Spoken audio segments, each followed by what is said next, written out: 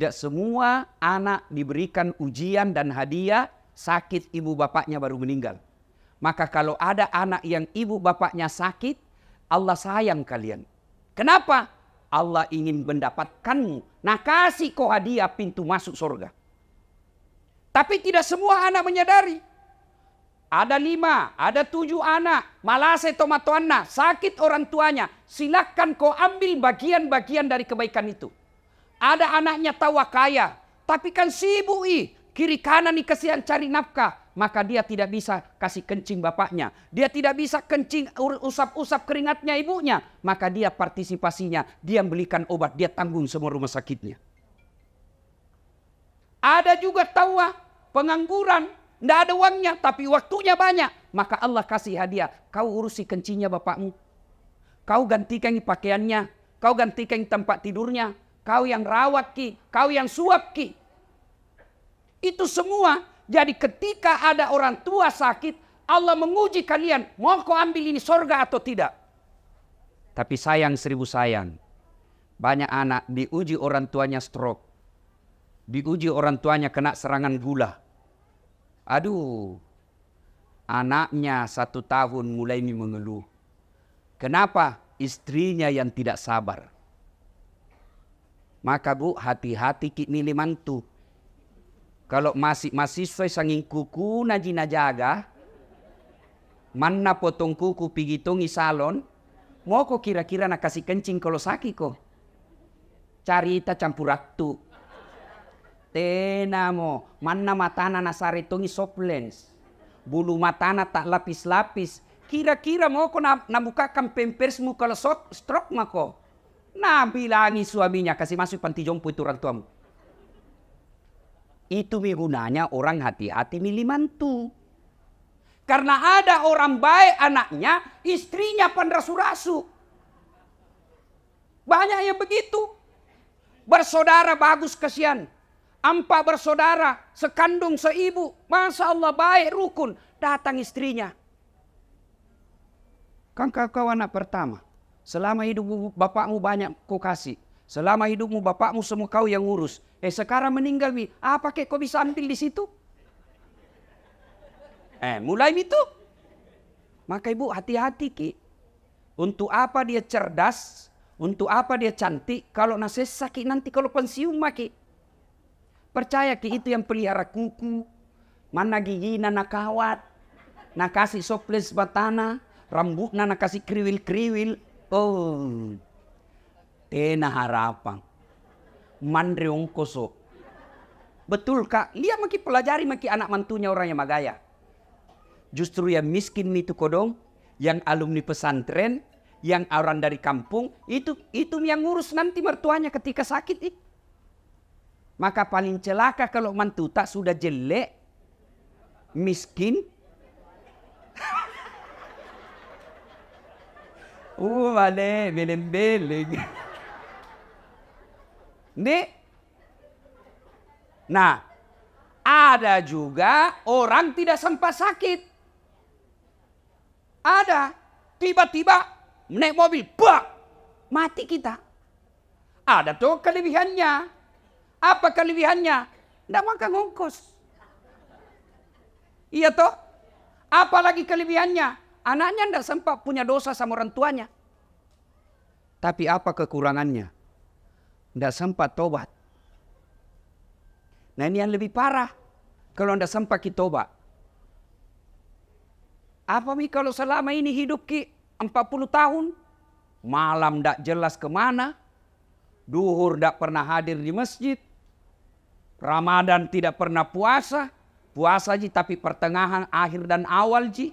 Lebaran paling duluan dapat karena di masjid karena baju baru. Nah tiba-tiba mati mendadak. Serangan jantung, ditabrak mobil, tenggelam, naik sepeda. Untung saya ingat. Kata pas sepeda. Saya juga pas sepeda aja. Tapi jangan saiki itu bajuta yang sempi-sempi. Itu melanggar syariat. Nah kita tidak tahu. Banyak kan kita dengar itu orang lagi sepeda na mati. Bayangkan kalau kelihatan paha tak pak. Hah? Kelihatan. Tipisnya celana baru Oh mana? Mati kau begitu menghadap. Na belender kau malaikat. Yang tadinya malaikat masih sana lihat kau pakai begitu. Hai cabut misalkan yang ini. Maka ibu bapak, saudara-saudara sekalian, masing-masing ada kelebihannya. Nah, yang pasti, yang kedua. Ya, yang kedua. Hidup ini, maka dia pun Allah Ta'ala. Wa mal hayatud dunya illa mata'ul hurur. Das'ad. Firdaus. Haji Amir. Ini dunia ji sementara ji saja. Acule-cule yami. Maringanrak kombo. Ada tambangmu. Sebentar jicika. Maka dunia ini hanya titipan. Apa titipan dunia itu macam-macam. Satu, titipan dunia ada disebut harta. Harta ini titipan. Ada pula titipan berupa ilmu. Ustadz.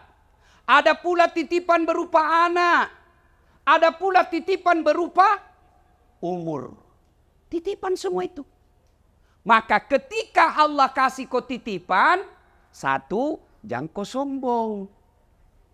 Yang namanya titipan bos. Jangan kau sombong. Harta. Titipan itu. Ini. Ada mobil di sini 3-4 kayaknya di dalam sini. Titipan ji. Titipan nih. Kalau mati ki. Seperti almarhum. Nah bawa hartanya. Nggak.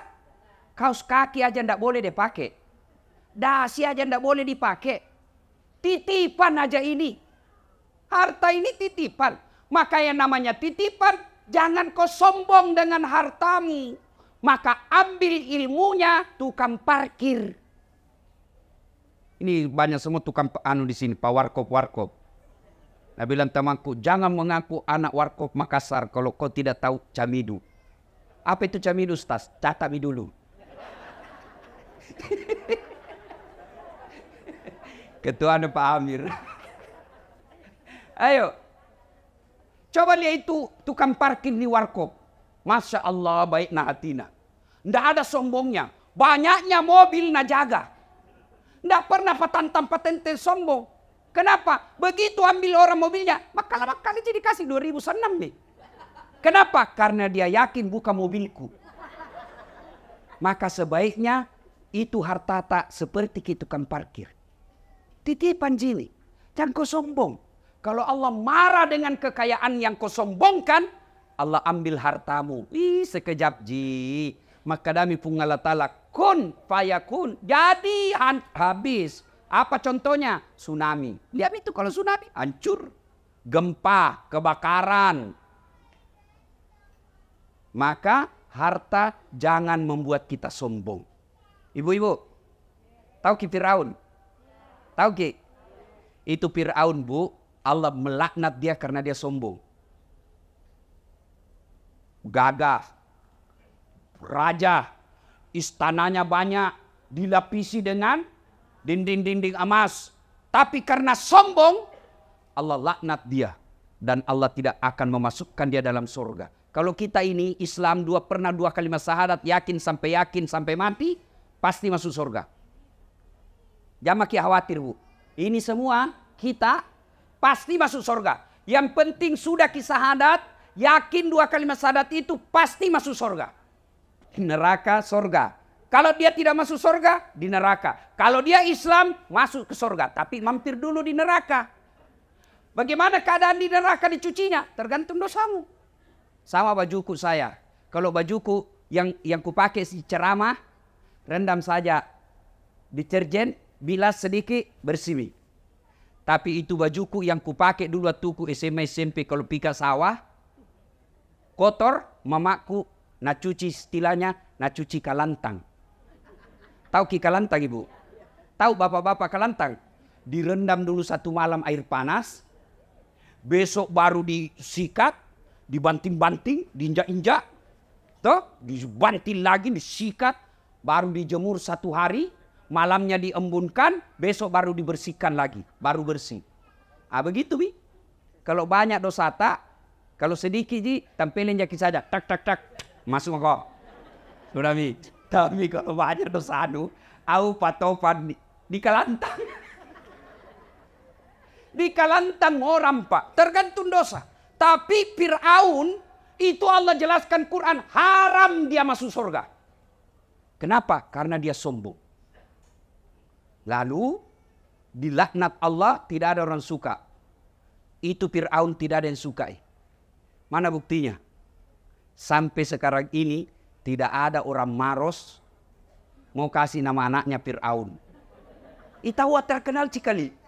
Ini akhirnya toa di Quran. Raja. Tapi tidak ada orang mau kasih nama Fir'aun anaknya. Kenapa? Karena Fir'aun dilaknat Allah karena kesombongannya. Maka kaya jangan membuat sombong. Yang kedua, apalagi harta. Yang kedua, ilmu. Jangan sombong. Adakah ilmuwan sombong? Ada. Mana gerangan? Ada, itu biasa. Tidak usah bahas ilmu kedokteran, ilmu agamamu. Adakah ustadz sombong? Ada. Yang mana ciri-ciri ustadz sombong? Yang tidak mau menerima perbedaan pendapat. Pendapatnya saja nanggap benar. Kalau berbeda langsung bina bilang bid'ah, masuk neraka. Kada tong itu begitu Pak? Ada. Apa yang mau kita sombongkan dengan ilmu ini? Padahal Allah sudah jelaskan, wa ma utitu minal ilm illa qalila. Dek wale kopat disengah kecuali cek dek ni. Itu kata Allah. Apa yang kita mau sombongkan dengan ilmu? Ini dasar latih. Yang merasa hebat. Bukan karena saya cerdas. Bukan karena saya jago. Tapi karena ada penontonku. Saya bisa viral. Sampai penonton saya di YouTube sudah 148 juta. Bukan karena saya hebat. Tapi karena ada yang nonton. Coba kalau saya ceramah di sini. 2 jam berapi-api. Membara. Tidak ada yang nonton. Lewat patopan. Lama misaki itu Ustaz. Iya toh? Iya. Jadi kalau jadi penceramah ilmuwan, jangan kau sombong. Kalau Allah marah, nak kasih pikun kok. Ada banyak pikun. Ada banyak pikun. Ada walau benar atau tidak, ini cerita-cerita ji. Ada profesor dekat-dekat mi pensiun, mau pi mengajar. Setiap dia mau pi mengajar, selalu nak cium istrinya. Ini 2 minggu mi, tidak dicium istrinya. Dah protes istrinya, bilang Pak. Biasanya kalau mau kopi mengajar, kau cium kak. Ini mau 2 minggu tidak pernah mau cium-cium. Dalam hati astagfirullah, berarti siapa kau cium selama ini? Ternyata pembantu cium. Jantung modus. Mata-mata sudah dengar begini, besok didapat sama anaknya. Kau kira mamaku nak? Apa yang kita bersombongkan dengan ilmu?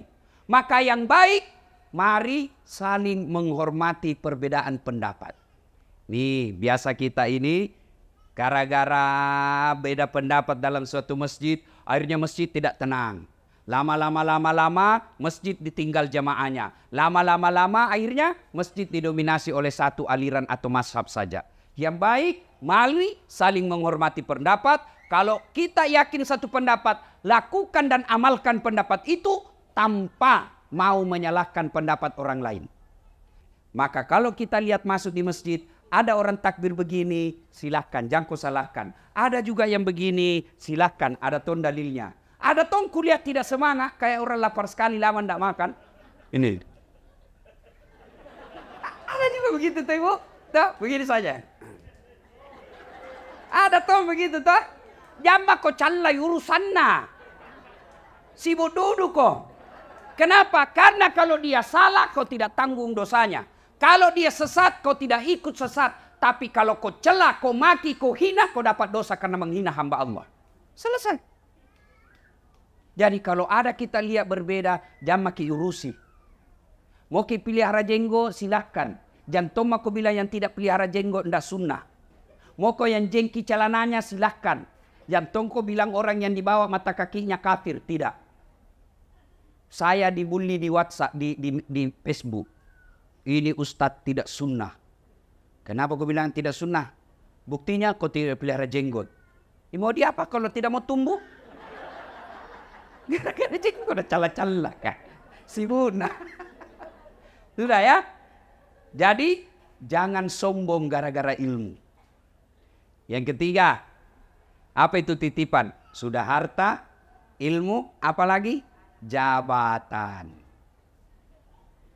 Wali kota, kepala dinas, gubernur, pak camat, anggota dewan, titipan nasen jinjo.